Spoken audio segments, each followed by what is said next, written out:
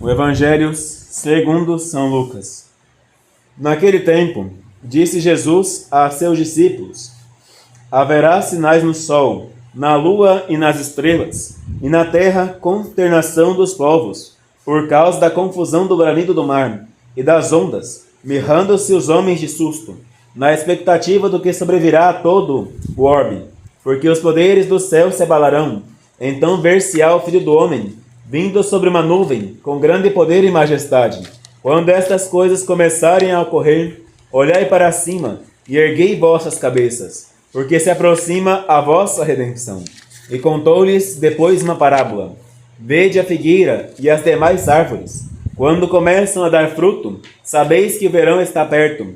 Assim também, quando verdes que se realizam estas coisas, sabei que perto está o reino de Deus. Em verdade vos digo que não passará esta geração sem que isto aconteça. Passará o céu e a terra, porém minhas palavras não passarão.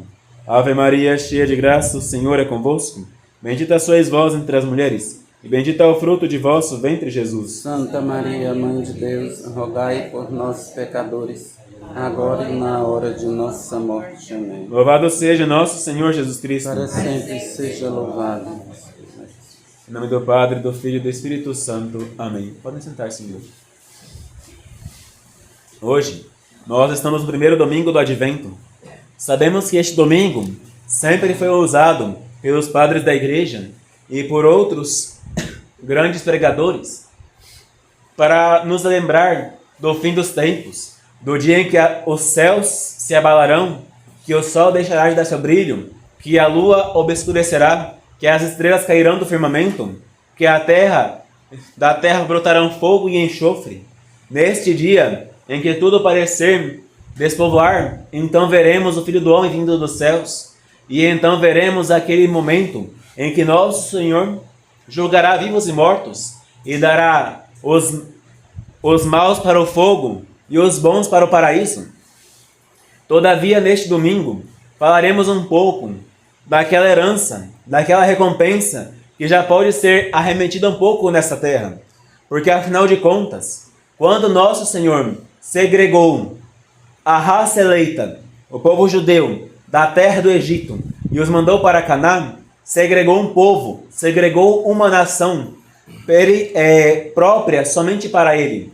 Ele não escolheu outros povos, não escolheu outras línguas, mas chamou do seio de Abraão aqueles que queria reservar para uma terra prometida. Assim, nós podemos ver que esta imagem do paraíso já pode se cumprir em parte na terra, porque afinal de contas, existe um tipo de céu na terra, e este céu na terra é a vida consagrada. Porque afinal de contas, o que é o paraíso? Senão o rechaço excepcional de toda a riqueza mundana, de todas as riquezas da terra, para conseguir um tesouro que não se acaba, onde nós estaremos felizes, inclusive com a felicidade do próximo. Estaremos felizes, inclusive, em nossos corações, com aquele pouco que nós tivermos no paraíso. A verdadeira pobreza está nos céus. O que é o paraíso, senão a abdicação total da própria vontade? Afinal de contas, no paraíso, nós amaremos a Deus sem vontade própria, somente por necessidade. E é um amor muito perfeito. Nós, no paraíso, viveremos como os anjos. Eis aí a castidade. Nós não mais nos casaremos, nem nos daremos em casamento no paraíso. Ali viver-se-á a verdadeira castidade. Onde se vive tudo isso nessa terra? Onde podemos encontrar, em locais longínquos, um lugar que se viva tal e qual o paraíso? Não precisamos ir longe. Basta irmos aos conventos, basta irmos aos mosteiros. Ali vive-se um certo paraíso na terra, um paraíso terreal. A bem-aventurada Elizabeth da Trindade, digo aqui somente como piedade pessoal, não digo como sinal da igreja. Esta moça, esta virgem consagrada a Deus, ela dizia em seus escritos, dizia em suas palavras, que alegria para mim, céus na terra encontrei. O céu é Deus e a minha alma aqui dentro destes muros, nele está. Santa Maria Madalena de Pazzi, olhava para as muralhas que circundavam o convento em que vivia, e ali alegrava-se dia e noite, por causa que dizia: ó muros, eis que vós sois minha salvação, daqui estou salva do mundo, e posso pensar somente em meu Deus. Os conventos, a vida consagrada, os mosteiros, nos recordam dia e noite do paraíso, dia e noite de Deus. Na verdade, muitos dos santos que viviam nos mosteiros pediam muitas vezes para saírem, para não caírem para o paraíso, para viverem aqui na terra anos e anos a fio, para poderem dar a Deus tudo aquilo que Ele queria, ou seja, o seu sofrimento, a sua dor e as suas angústias, para poder salvar muitas almas desde já aqui na terra. Eis que vamos falar um pouco de cada um dos 3 votos. O voto de pobreza, que é um dos primeiros votos e o voto que mais assombra a muitas das pessoas que desejam uma vida mais perfeita, mas não querem ir para o convento. Este voto de pobreza, que é, na verdade, nada mais, nada menos do que a perfeição aqui na terra, daquilo que nós podemos ter, de fato, a posse verdadeira das riquezas dessa terra.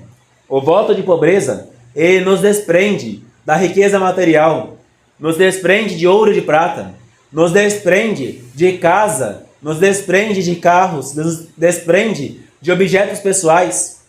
Ali nós não temos mais nada, abdicamos por nossa própria vontade e por aquela escolha que Deus fez para nós, de tudo aquilo que é humano, de tudo aquilo que é perecível, de tudo aquilo que a traça rói e que o ladrão rouba. Nos desfazemos de tudo isso e Deus, em troca, nos dá o cêntuplo nesta vida. Olhemos para os conventos, não se vive mais feliz do que nos conventos. Olhemos a Santo Antônio de Pádua, a nosso Pai Seráfico São Francisco de Assis, a Santa Clara de Assis e a São Pedro de Alcântara. Eles viveram a pobreza em grau heróico. São Pedro de Alcântara, por exemplo, nosso irmão, ele só trocava de hábito quando encontrava um que estava em piores condições do que o seu.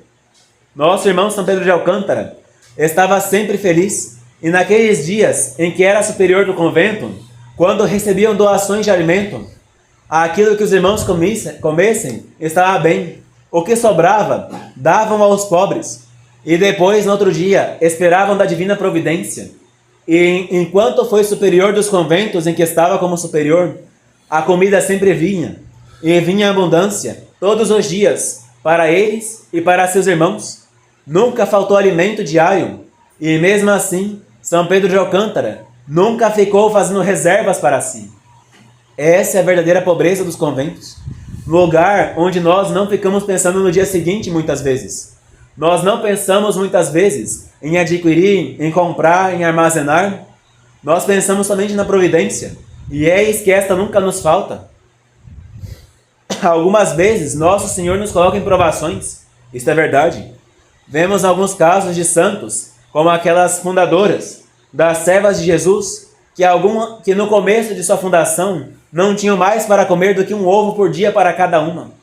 Viviam numa choupana, onde não tinham móveis, somente uma lareira para aquecê-las do fogo e o hábito que vestiam no corpo, e nada mais. Todavia, aquela obra, que começou com verdadeiro espírito de pobreza, de repente cresceu, de repente floresceu, de repente frutificou, e as servas de Jesus, que começaram com 3 mãozinhas, 3 virgenzinhas, de repente, em menos de 10 anos, estavam com 150 religiosas, servindo aos doentes e enfermos em hospitais, construindo grandes hospitais também. A pobreza verdadeira, a pobreza evangélica, é aquela pobreza de Nosso Senhor, aquela que Ele nos manda: quando forem a pregar, não leveis nem bastão, nem calçados nos pés, nem 2 túnicas, e nem alforge. Ao contrário, ide do jeito que estáis, e naquele lugar vós sereis recompensados. Essa é a pobreza que Nosso Senhor nos deu como um exemplo de que nós já estamos vivendo um pré-paraíso nesta terra. Nós vemos também agora a castidade.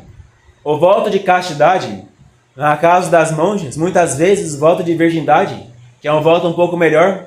Todavia, não deixe de ser um voto diferente de castidade quando ele é penitente. muitas vezes dá mais frutos. O voto de castidade, por ele nos abdicamos do prazer sensual, do prazer desta vida, do prazer corporal que nós poderíamos ter. Muitas vezes maceramos um pouco o nosso corpo por jejuns e penitências um pouco mais rigorosas para manter nosso corpo servil, tal e qual diz o apóstolo São Paulo, como um escravo que obedece plenamente à alma, ou como dizia nosso pai São Francisco de Assis, tal e qual um jumento ruim, que precisa de muitas vezes esporões, chicotes e outras coisas mais para manter-se no caminho reto que nós queremos que vá. Eis que o voto de castidade, por meio deste voto expoente na igreja, nós abdicamos daquilo que o prazer do matrimônio, o prazer dos filhos, o prazer da herança nos poderia dar. Abdicamos por meio deste voto dos prazeres às vezes sensuais, da comida, da bebida, do vinho, do azeite e outras coisas mais que podem nos excitar para uma vida mais carnal.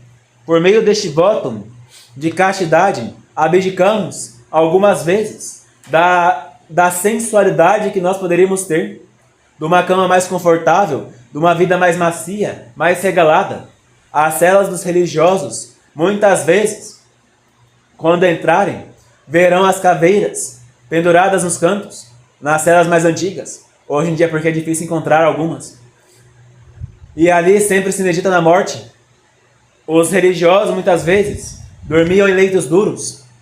Algumas vezes, quando tinham um pouco mais de saúde, dormiam no chão duro e frio, para ali fazer penitência e abdicar da própria sensualidade, dando ao corpo aquilo que ele precisa para ir para o paraíso. Nosso irmão de novo, São Pedro de Alcântara, para guardar bem a castidade, fazia tanta penitência e sempre foi casto. Nunca em nenhum momento encontrou mínimo pecado contra a castidade. Para dormir, dormia tão pouco e ainda colocava um prego em frente à testa, para caso cochilasse, batesse a cabeça no prego e voltasse a acordar. Santa Teresa dizia que sua testa estava sempre roxa por causa disso. Ele era um pouco alto e andava com o rosto sempre baixo, e também por causa disso, ele ia bater a testa nos beirais das portas, sobre sua cabeça. Os religiosos muitas vezes fazem tudo isso para guardar a castidade, e pensais vós, ó que vida sofrida! Não é sofrida. Nosso Senhor, Ele está sempre disposto a regalar essas almas com alguns deleites no espírito. Muitas vezes não são sentidos na carne. Ao contrário, São João da Cruz, muito sábio, sabia dizer que aqui nesta terra vivemos uma noite escura e que muitas vezes os sentidos são entenebrecidos. Mesmo nós somos guiados somente pela fé. Parece-nos, ao contrário, que corporalmente falando, estamos sempre vivendo momentos de trevas. Mas São João da Cruz era claro, claro como o raio do sol que ultrapassa uma janela limpa.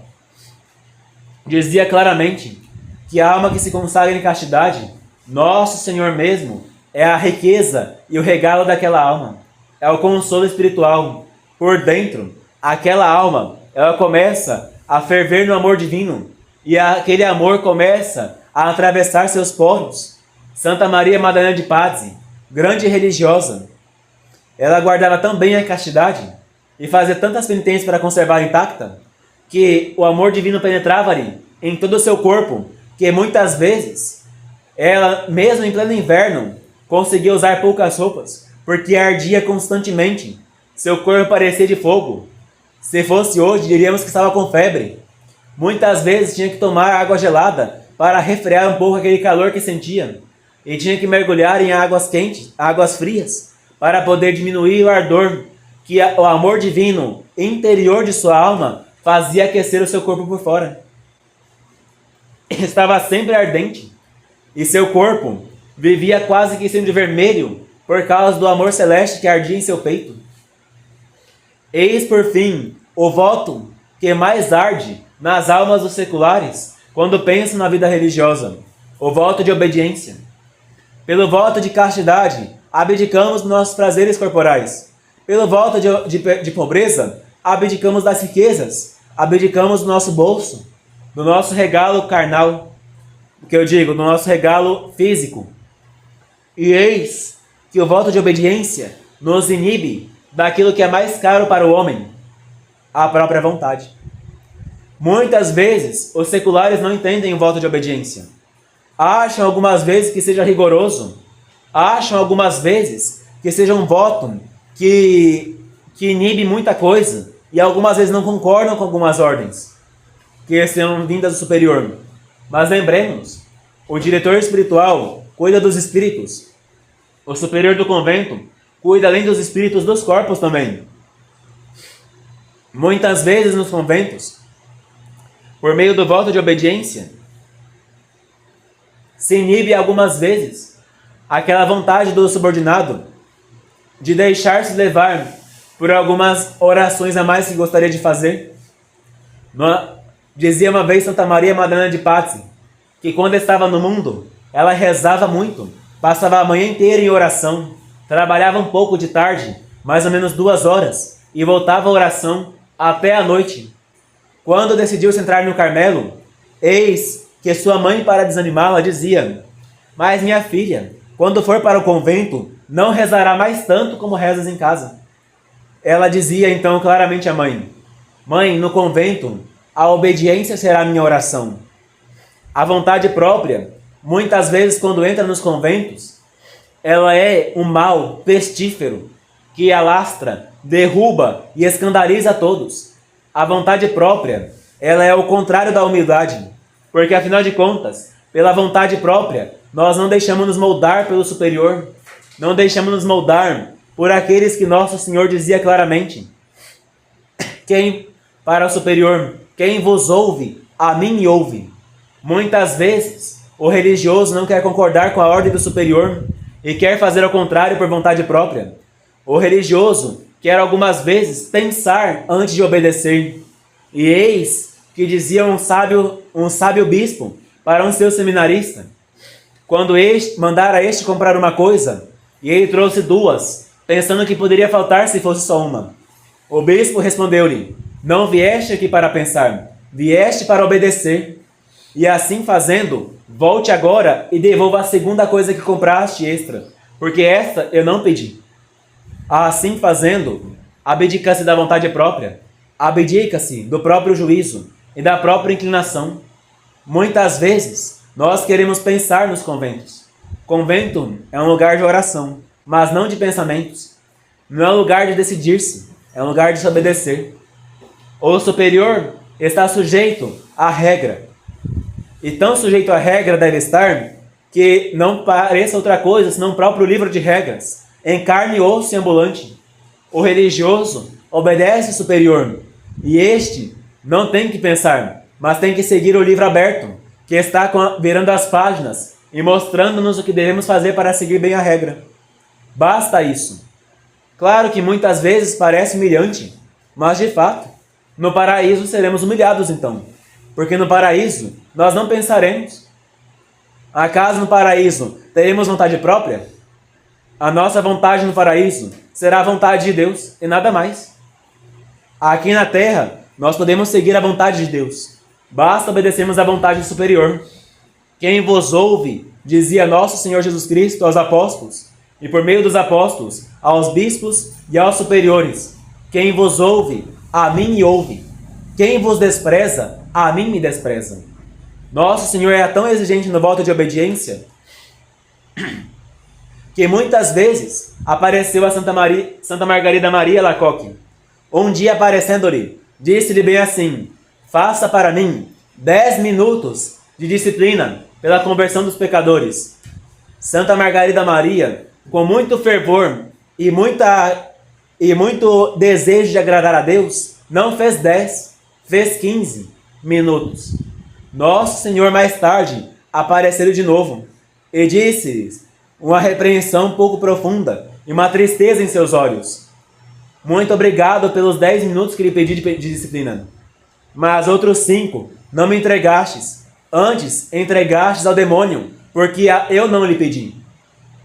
Ao voto de obediência, nós temos que acrescentar que a vontade própria não existe no paraíso, só existe na terra, e aqueles que seguem a própria vontade muitas vezes são infelizes. Pensemos um pouco, caríssimos fiéis que estamos aqui presentes, pensemos um pouco, quando nós estamos num lugar e dá-nos aquela vontade, algumas vezes, de comprar uma coisa, pode ser até necessária, mas que muitas vezes nós damos uma vontade tão grande naquela coisa, colocamos um desejo tão forte naquela coisa, que nós compramos. Às vezes é necessário, mas poderíamos comprar mais barato, mas queremos aquele que é mais bonito, é mais elegante, vai satisfazer aquilo que nós precisamos. De repente, depois de adquirirmos, depois de estar em nosso poder, o gosto que tínhamos naquilo desaparece. De repente, aquilo que temos em nossas mãos parece-nos, de repente, papel e areia. A areia só serve para construir uma casa, se não estiver com sal, porque se tiver sal ainda vai cair as paredes. E o papel, muitas vezes, se está sujo, só serve para queimar. De que nos adianta? Nós temos que ter isso em mente quando vamos para o convento. A nossa vontade, muitas vezes, nosso Senhor, Ele enche de desgostos depois, quando ela é executada. Mas quando nós executamos a vontade do superior, naquele momento parece desgostosa, parece um pouco árdua, parece um pouco sofrida, mas depois nosso Senhor enche de consolação. Eis que a vontade própria é o mal dos conventos de hoje. E é por isso que muitas vezes as almas que adentram nos conventos não perseveram, porque muitas vezes querem encontrar humildade no superior, uma humildade falsa e tola, onde o superior não manda e onde o religioso faz o que quer. E isto não é humildade. Santa Teresa dizia: a humildade é a verdade. E o que é a humildade? É o conhecimento claro de quem somos. É o conhecimento perfeito de quem somos, ao ponto de reconhecermos como nada. Se nós somos superiores, então agiremos como superiores, porque Deus nos pôs nos cargos de superior. Se nós somos súditos, agiremos como súditos, porque Deus nos pôs no cargo como súdito. Ao superior compete mandar, ao súdito subordinado compete obedecer. Assim, segue-se claramente a perfeita ordem do bom Deus. Não pensem que isso é autoritarismo, não pensem que é rigorismo. Ao contrário, autoritarismo é o superior que xinga, grita, bate, apedreja sem precisão. Não, isso não é autoritarismo. Autoritarismo, de fato, é de Hitler, que mandava pessoas para câmaras de gás e ali mandava morrerem asfixiadas. Nunca se viu no convento um superior mandar ninguém para a câmara de gás. Mas sempre se viu nos conventos almas generosas que estavam dispostas a obedecer até o ponto de desapegarem-se de si mesmas, desapegarem-se de sua própria vontade, desapegarem-se de seu próprio juízo e obedecer a Deus na voz das regras e na voz do superior. Essa é a vida religiosa, é a vida consagrada. E se muitas vezes não se encontra almas generosas que façam isso, é porque muitas vezes colocam a própria vontade nos conventos. Assim sendo, para encerrarmos este sermão, e a um pedido de nosso bispo e de nosso superior, declaro a todos aqui que a irmã que estava no convento aqui, ela foi reprovada deste convento. Não vou dizer muitos motivos, porque aquilo que passa-se no convento, ele fica-se no convento. Todavia, saibam os fiéis que ela não pediu saída, mas ela foi reprovada pelo senhor bispo, e ela não estava apta a ser uma religiosa. Saibam os fiéis que aquela senhorita que saiu daqui, saiu também com certos pensamentos contrários à fé católica, e por isso também foi reprovada, porque em seu noviciado já manifestou certos atos de modernismo. Por isso, peço aos fiéis que rezem por essa alma para que volte-se para Deus, mas que ela não tem capacidade de ser religiosa. Ave Maria Puríssima. Sem pecado concebida. Ave Maria, cheia de graça, o Senhor é convosco. Bendita sois vós entre as mulheres, e bendito é o fruto de vosso ventre, Jesus. Santa Maria, Mãe de Deus, rogai por nós, pecadores, agora e na hora de nossa morte. Amém. Em nome do Padre, do Filho e do Espírito Santo. Amém.